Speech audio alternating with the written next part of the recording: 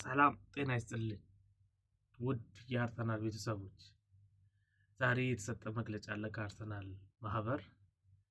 በአክብሮት እንድታዳምጡት እናሳስባለን።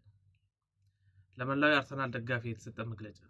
በለንደን በኩል ሊያጠቃን የነበረው የዶሮዋ ጦር እኩይ ተግባር ከጠላት ኃይል ተቀብላ የመጣችው ዶሮ ትላንትና ተገነጣጥላ ተጥላለች።